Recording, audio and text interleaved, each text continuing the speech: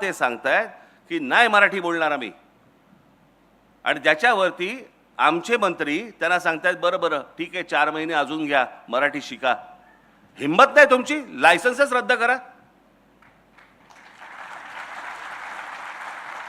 हेच बाकीच्या राज्यात काय होईल? हेच तामिळनाडूमध्ये जर समजा ते बोलले नाही बोलत जा तामिळ, काय होईल मला जरा सांगा तिकडे. पंजाबमध्ये गेले आणि बोलले नाही येत पंजाबी, आम्हाला नाही बोलायचं पंजाबी, काय होईल तिकडे. गुजरातमध्ये गेले आणि बोलले नाही गुजराती बोलायचं आम्हाला, काय होईल त्या राज्यांमध्ये तिकडे. मराठी टिकवायची असेल तर ती वरपासून खालपर्यंत टिकवायला लागते. आणि आमच्या लोकांनी जे सांगितलं, आमची लोक जे सांगत आले बोलत आले, तो महाराष्ट्राचा ठसा तो त्यांनी उमटवला ना. म्हणजे एक साधं उदाहरण तुम्हाला सांगतो. सी डी देशमुख, चिंतामणराव देशमुख, हा देश स्वतंत्र झाल्यानंतरचे आपल्या देशाचे पहिले फायनान्स मिनिस्टर. आधी कोण होते? रिझर्व्ह बँकेचे गव्हर्नर. भारत स्वतंत्र झाल्यानंतर ज्या नोटा छापल्या गेल्या त्या नोटेवरचं पहिली स्वाक्षरी जी आहे नोटेवरची ती चिंतामणराव देशमुखांची आहे, एका मराठी माणसाची आहे.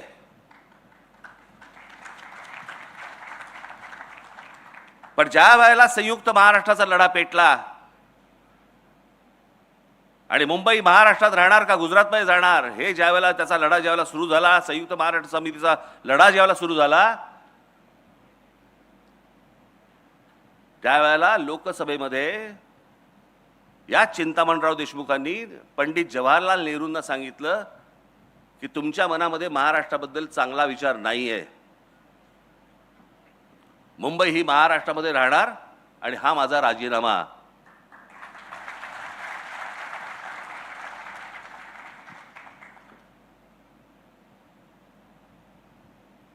तो माणूस IAS होता. त्यांना जेवढे मार्क मिळाले तेवढे आजपर्यंत IASच्या परीक्षेमध्ये, स्पर्धा परीक्षेमध्ये आजपर्यंत एवढे मार्क कोणालाही मिळाले नव्हते. ते सी डी देशमुख, ते महाराष्ट्राच्या स्वाभिमानासाठी पंडित जवाहरलाल नेहरूंसमोर राजीनामा फेकतात. हा महाराष्ट्र. आणि आम्ही काय करतोय? आमचं लक्षच नाही महाराष्ट्राकडे. आमच्या देशामधला एकमेव खेळाडू, महाराष्ट्राचा एकमेव खेळाडू सचिन तेंडुलकर, ज्याला भारतरत्न मिळालं, एकमेव खेळाडू आहे.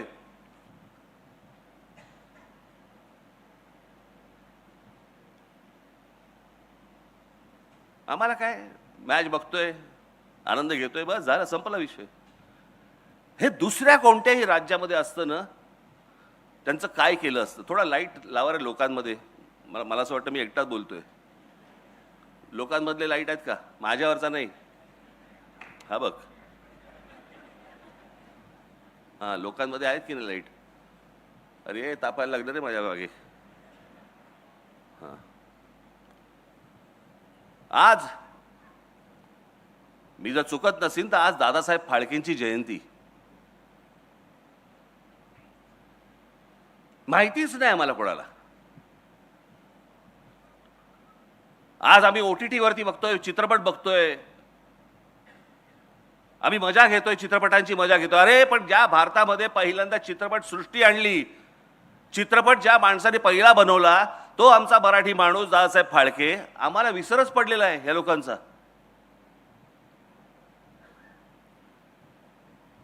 सत्यजित रे यांना ऑस्करचा लाईफ टाईम अचिव्हमेंट अवॉर्ड मिळाला. ऑस्करचा लाईफ टाईम अचिव्हमेंट अवॉर्ड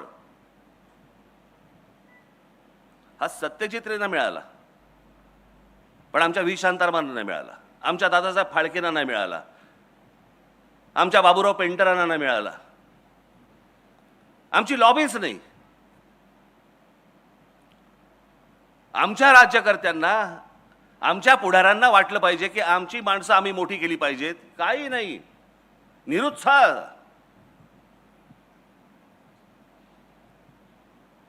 आमच्या लोकांना मोठं बोलण्यातच आम्हाला पाप वाटायला लागलं.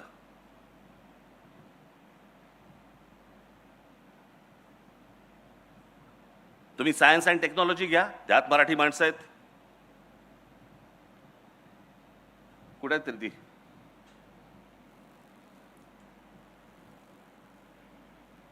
गोवारीकर आहेत, माशेलकर आहेत,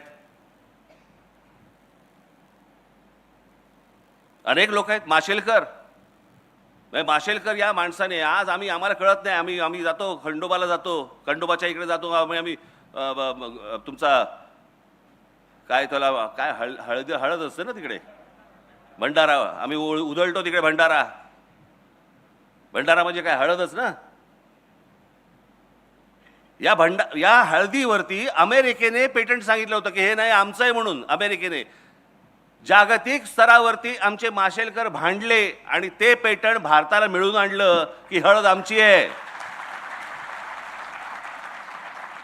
आम्ही रोज सकाळी देवाला लावताना हळद लावतो, कुंकू लावतो, पण आमच्या त्या हळदीचं पेटंट हे ज्या माणसाने आणलं आमच्याकडे, आम्हाला माहित नाहीये, आम्हाला महत्वच नाही आमच्या माणसांचं. काही देणं घेणं नाहीये. मी त्या दिवशी सांगितलं ना तुम्हाला, महाराष्ट्रामधले संगीतकार, मराठी संगीतकार तर असंख्य होऊन गेले, पण देश पातळीवरचं, जागतिक पातळीवरचं लक्ष्मीकांत कुडाळकर, लक्ष्मीकांत प्यारलाल मधले लक्ष्मीकांत हे कुडाळकर होते, आमच्या कुडाळमधले. आमचा मराठी माणूस होता. 6300 गाणी दिली आजपर्यंत. 6300 गाणी कशाला म्हणतात हो? काय आहे आमच्याकडे? लक्ष्मीकांत कुडाळकरांच्या नावाने आमच्याकडे काही आहे? छत्रपती शिवाजी महाराज ही महाराष्ट्राची ओळख. डॉक्टर बाबासाहेब आंबेडकर ही महाराष्ट्राची ओळख. ज्योतिराव फुले आमचे ही महाराष्ट्राची ओळख. हे मोठेच होते, ही मोठीच माणसं होती. लोकमान्य टिळक ही मोठीच माणसं होती.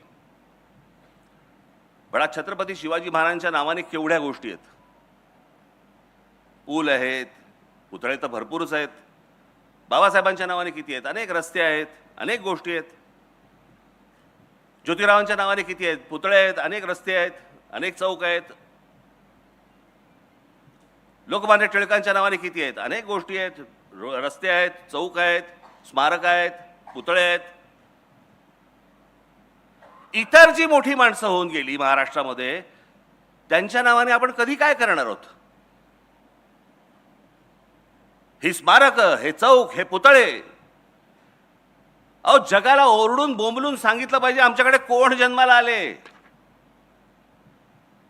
आणि ते फक्त महाराष्ट्रामध्ये आले, इतर भारताच्या कुठच्याही प्रांतात नाही आले.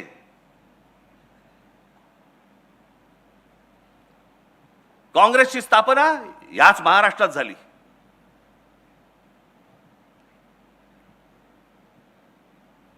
RSSचे सरसंघचालक झाले आजपर्यंत. किती झाले? माझ्या ते 5 झाले ना, बरोबर ना? 5 का 6 झाले? 6 झाले. या 6 पैकी 4 मराठी माणसं आहेत.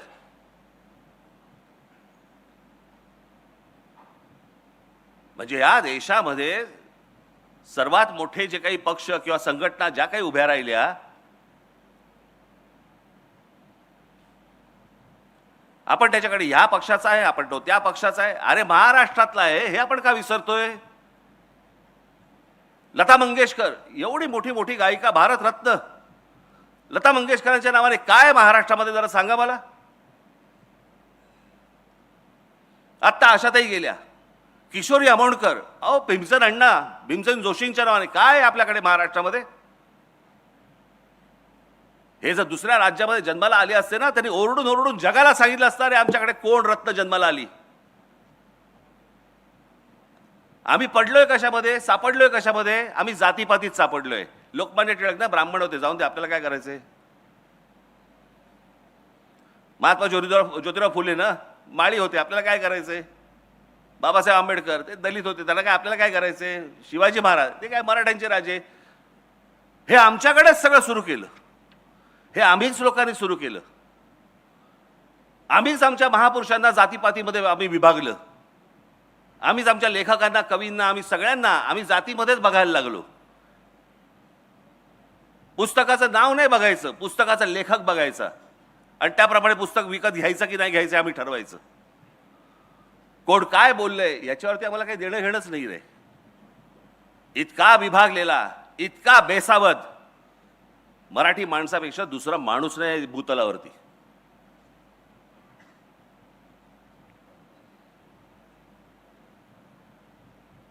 माझ्या मनातला जो महाराष्ट्र आपण ज्याला म्हणतो, अहो महाराष्ट्र दरवेळेला बोलताना आम्ही आमचा महाराष्ट्र स्वाभिमानी आहे म्हणजे काय?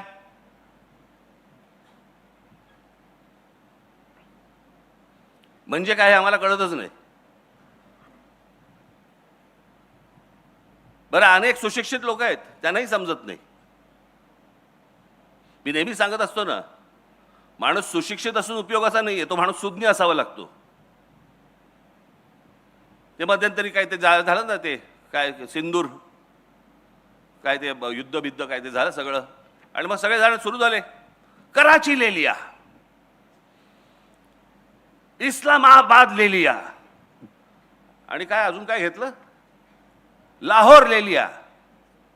साला म्हटलं हे घेऊन करायचं काय याचं? समजा उद्या लाहोर घेतलं तर लाहोरमध्ये सत्ता कोणाची? बाकी सगळं पाकिस्तानचं, मध्ये लाहोर फक्त भारताची. असं कसं होऊ शकतं? काही थापा मारतात आणि आमचे लोक टाळे वाजवतात. घेतलं बरं का एकदाच लाहोर, जणू का हात सोडून आला होता तिकडनं. काही माहिती नाही, कशाचा कशाला काही पत्ता नाहीये. आपल्याच जगामध्ये, आपल्याच विश्वामध्ये दंगलेले असतात, रमलेले असतात. जा एकदा बाहेरच्या राज्यांमध्ये बघा, दुसऱ्या भाषांमध्ये कधी दुकानाच्या पाट्या तरी लागतात का बघा. आज महाराष्ट्रामध्ये अनेक ठिकाणी, आज भाईंदर बिंदर या ठाणा बिणा अनेक ठिकाणी आज गुजराती पाट्या लागतात. पुण्यामध्ये गुजराती पाट्या लागतात. माझा भाषेला विरोध नाहीये, भाषा तिकडे गुजरातमध्ये, भाषा कुठलीही चांगली, पण ते तिकडे त्या राज्यात, ज्या राज्याची राजभाषा जी आहे त्याच भाषेमध्ये इकडचे बोर्ड लागणार. याच्यावरती आपण ठाम राहिलं पाहिजे. आणि मग माझ्या सहकाऱ्यांनी उद्या सर समजा काहीतरी केलं की लगेच आमचेच बोलणार. खरं तर मारायला नव्हतं पाहिजे. मग काय करायला पाहिजे होतं? आरती ओवाळायला पाहिजे होती त्याची. काय करायला पाहिजे होतं? सर्वात महत्वाची गोष्ट कोणती? यांची हिम्मत होते. या सगळ्या गोष्टी, आम्ही मराठी बोलणार नाही, तुमच्या राज्यात आम्ही गुजराती पाटी लावू, आम्ही तुमच्या राज्यात येऊन आम्ही मुंबईला बॉम्बे म्हणू. म्हणजे गंमत बघा, बॉम्बेचं मुंबई, खरं तर मुंबईच नाव आहे त्याचं, आणि मद्रासचं चेन्नई हे एकाच वेळेला झालंय. 96 साली का 97 साली. पण सगळे लोक बोलताना बरोबर चेन्नई बोलणार आणि इथे बोलताना बॉम्बे म्हणणार. हॉटेलची नावं बदललेली लक्षात राहतात रे. ओबेरॉयचं ट्रायडंट झालं की लगेच लक्षात राहते यांच्या. नाही ट्रायडंटला जायचंय. अरे पूर्वी ओबेरॉय होतं ना. नाही आता ट्रायडंट झालं. मग मुंबई झालेलं लक्षात राहत नाही. बरं, तो आमचा भावनेचा विषय आहे. तिथे 7 आयलंड्स होती, बेटं होती. त्या 7 बेटांवरती फक्त एक मंदिर होतं, ते मुंबा देवीचं मंदिर होतं. आणि मराठी माणूस देवीला आई म्हणतो. तो तिथे जाताना कुठे चाललास? मुंबईला चाललो, मुंबईचं दर्शन घ्यायला चाललो. याच्यातनं ते मुंबई हे नाव आलं.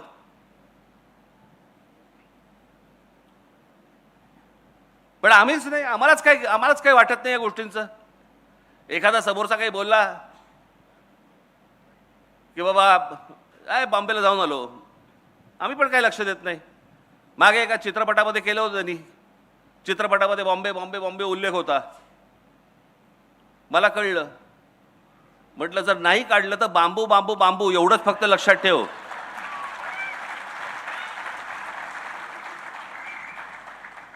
मग आले वटणीवरती. आम्हाला हे करायला का लागतंय? मी हे सतत जे बोलतोय, मी जे सतत तुम्हाला सांगतोय, हे का सांगतोय? हे सांगतोय एवढ्यासाठी सांगतोय बाबांनो, मी खरंच सांगतोय तुम्हाला, ही इतकी भीषण वेळ आहे आत्ताची. सगळ्या बाजूनी इमारती उभ्या राहत आहेत. तुम्हाला कंट्रोल, तुमच्या हातातच कंट्रोल नाहीये. सगळ्या उद्योगपतींनी, बिल्डरांनी, सगळ्यांनी ताबा घेतलेला आहे. तुम्ही कोण आहात, काय आहात, कसे राहणार आहात, कसे जगणार आहात, कुठून फिरणार आहात, काय, ह्याच्याशी त्यांना काही कर्तव्य नाहीये. आणि आमच्याकडे राज्याच्या राज्य संपूर्ण सरेंडर झालेलं आहे. हे काय हेच राज्यकर्ते म्हणत नाही, ह्याच्या अगोदरची राज्यकर्ते सगळे बिल्डरांना आणि उद्योगपतींना सरेंडर होतात. आणि आज काय गोष्टी चालू आहेत हे तुमच्या डोळ्यात देखत घडतंय. तुमच्या डोळ्यात देखत सगळं बदलतंय. तुमच्या डोळ्यात देखत भाषा बदलतीये. तुमच्या डोळ्यात देखत म्हणजे आज महाराष्ट्र राज्याचा एक मंत्री मंगल प्रभात लोढासारखा माणूस आज तुमच्या नाकावर टिचून सांगतो, ज्यावेळेला आता गॅस सिलेंडर मिळत नव्हते त्यावेळेला सांगतो, जैन लोकांसाठी म्हणून गॅस दिले जातील, गॅस पुरवठा केला जाईल, गॅस सिलेंडर दिले जातील जैन लोकांसाठी. महाराष्ट्र राज्याचा मंत्री जैन लोकांसाठी काम करणार. महाराष्ट्र राज्यासाठी काम करायला पाहिजे हे सोडून ह्यांची हिंमत कशी होते? याची हिंमत एवढ्यासाठी होते कारण तुम्ही अंगावर जात नाही. आणि आम्ही अंगावरती गेल्यानंतर तुम्ही बोलता हे कशाला अंगावर जात आहेत. पण हे त्याशिवाय होणार नाही. मला या विषयामध्ये बोलण्यासारख्या असंख्य अनेक गोष्टी आहेत, परंतु या सगळ्या गोष्टींना एक कुठेतरी राजकीय किनार आहे म्हणून मला ह्या व्यासपीठावर मांडायची नाहीये. नजीकच्या काळात ज्याला भाषण करीन त्याला टराटरा फाडून ठेवीन, पण आज नको. माझी तुम्हाला विनंती आहे की महाराष्ट्र काय होता, महाराष्ट्र काय आहे हे एकदा तुम्ही जरा वाचा, समजून घ्या. ही माणसं कोण होती? मी फक्त तुम्हाला एक झरझर फक्त तुमच्यासमोर फक्त दाखवून घेतो तुम्हाला, म्हणजे तुमच्या लक्षात येईल की आपण काय गमावलंय, खरं तर काय कमावलं होतं. दाखव. महाराज मगाशी सांगितलंच तुम्हाला यांच्याबद्दल काय, मी काय सांगणार. जा पुढे. संभाजीराजांबद्दल जा पुढे. बाळाजी विश्वनाथ पेशवे, पहिले बाजीराव पेशवे, अहिल्याबाई होळकर, तात्या टोपे, हे सगळे आम्ही पुस्तकात बघितलेत, वाचले, लक्षात नाही, आम्हाला माहितीच नाही. झाशीची राणी लक्ष्मीबाई. मी गंमत सांगतो तुम्हाला. माझे एक मित्र आहेत, आता जाऊ देत, ते सोडून द्या. हा इथे आपला इथे काय जा पुढे, मागे जा जरा. हा लक्ष्मीबाईंचा पुतळा. हा इथे पुतळा आहे नाही का? हा बालगंधर्वच्या इकडे. मी गाडी चालू होतो, माझ्या बाजूला बसले होते, तर मी म्हटलं, असं बघितलं, म्हटलं काय लक्ष्मीबाईंचा पुतळा केलाय, सुंदर केलाय ना? हो हो छान केला. झाशीच्या राणींसारखा पण दिसतो ना? मी बोललोच नाही पुढे. मी पुढचा प्रवास मी सहज नुसतं न बोलताच आलो. मी म्हटलं जाऊ दे, मरू द्यायला काय समजून सांगणार.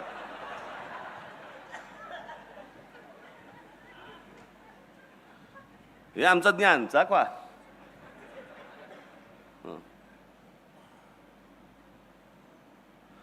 एक मिनिट मागे जा.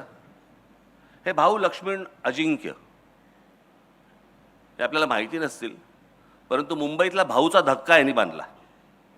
जिथे कोकणामध्ये येणाऱ्या सगळ्या बोटी ज्या यायच्या त्यांच्यासाठी जो धक्का बांधला गेला, हे जे सांगतात ना मराठी माणसाचं कॉन्ट्रीब्युशन काय, पुढे जा. नाना जगन्नाथ शंकर शेठ. मी फक्त तुमचं त्यांचं वक्तव्य वाचून दाखवतो तुम्हाला. जगन्नाथ शंकर शेठ शिक्षण, वाहतूक आणि संस्था उभ्या करत त्यांनी मुंबईला केवळ व्यापार केंद्र न ठेवता विचारांचं महानगर बनवलं. यांचं सगळ्यात मोठे कॉन्ट्रीब्युशन ब्रिटिशांच्या बरोबरीने, म्हणजे माणसं आमची शिकली पाहिजेत, ब्रिटिशांचा काळ होता, त्यांना बरोबर घेऊन पण भारतासाठी, आपल्या माणसांसाठी त्यांनी शाळा कॉलेज उभी केली. कोणती? एल्फिन्स्टन कॉलेज यांच्यामुळे, विल्सन कॉलेज यांच्यामुळे, सर जे स्कूल ऑफ आर्ट यांच्यामुळे, ग्रँड मेडिकल यांच्यामुळे. हे या माणसामुळे झालेलं आहे.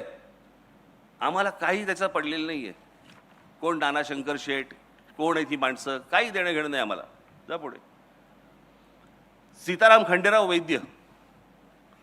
सीताराम खंडेराव वैद्य तुम्ही ऐकाल ना, हे आर्किटेक्ट होते.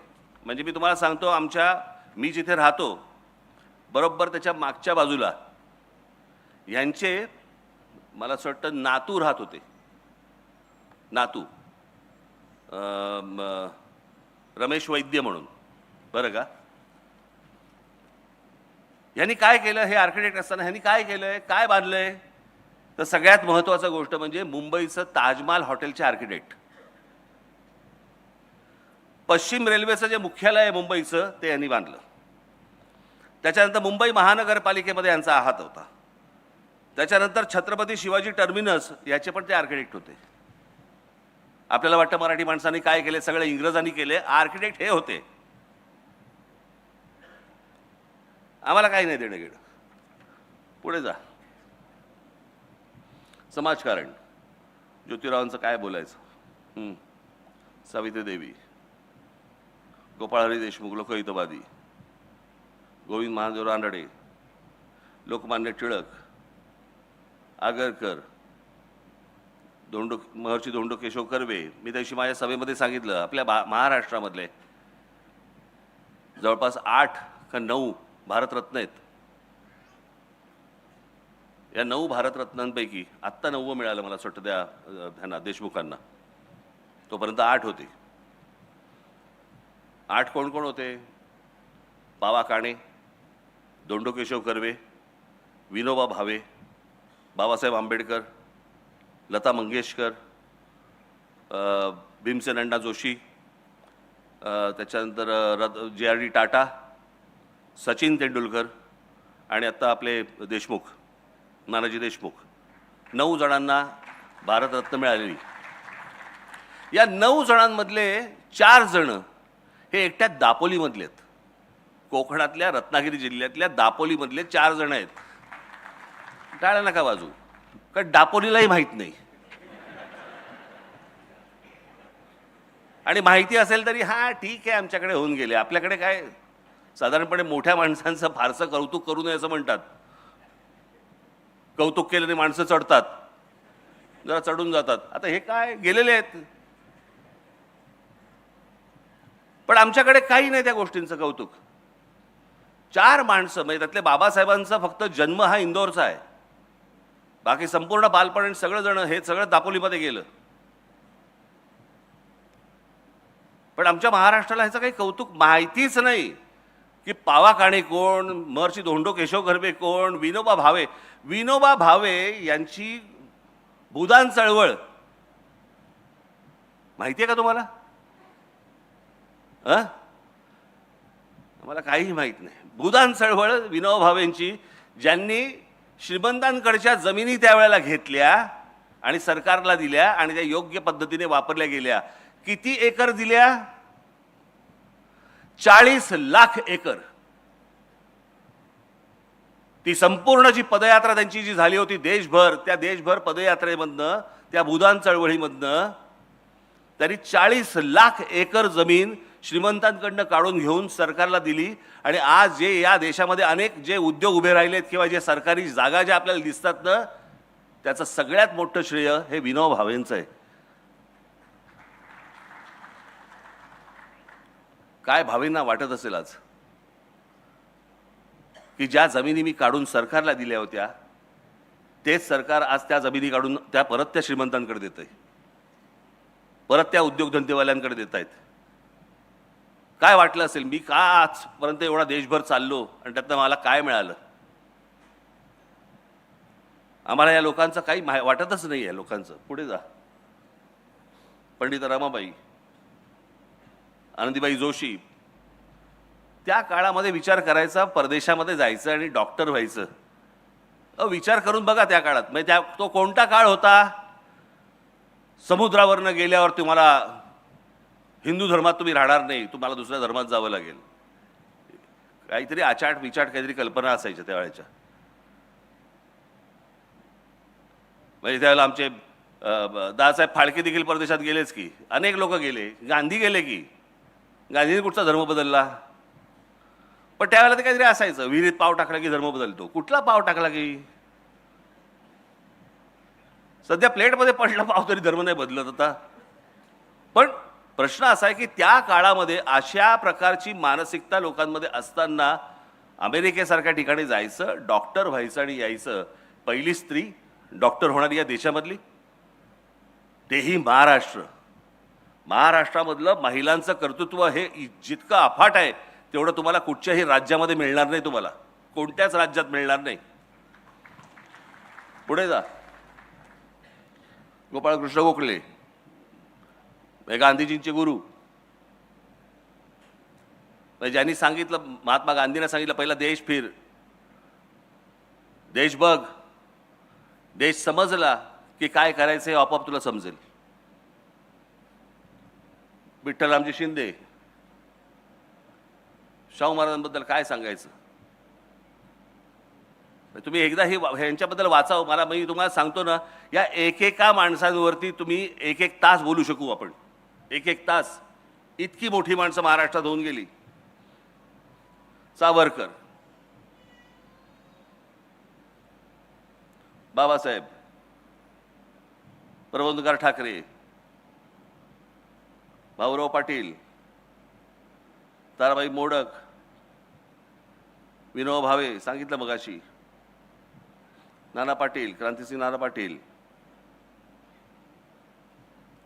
चिंतामणरावांचं मगाशी सांगितलं तुम्हाला मी, पंजाबराव देशमुख, रामानंद तीर्थ. ही लक्षात ठेवा नावं आणि घरी जाऊन वाचा यांच्याबद्दल. यशवंतराव चव्हाण प्रचंड मोठं योगदान. आज आपण कोयना बिना बघतोय, धरण बिरण. आज महाराष्ट्राची औद्योगिक प्रगती जी सुरुवातीच्या काळामध्ये जी घडत गेली, मोठा झाला महाराष्ट्र, याचं मोठं श्रेय हे यशवंतरावांना जातं. कधी गेलात कोयना धरणावरती गेलात? कधी गेलात? मी गेलोय. पोच नसते ना, किंवा आपण कधी कुठची गोष्ट बोलली पाहिजे ह्याची माहिती नसते ना, अशा लोकांबरोबर गेलो तुम्ही. तिथे एक मोठी लिफ्ट होती, मोठी लिफ्ट होती. त्या लिफ्टमध्ये मला ते घेऊन गेले. बरं, ती लिफ्ट इतकी हळू होती, साधारणपणे 40 लोक त्या लिफ्टमध्ये जाऊ शकतील एवढी लिफ्ट होती. इतकी हळू होती की खाली जाईपर्यंत दाढी वाढते की काय, या लेवलला इतकी हळू चालली होती.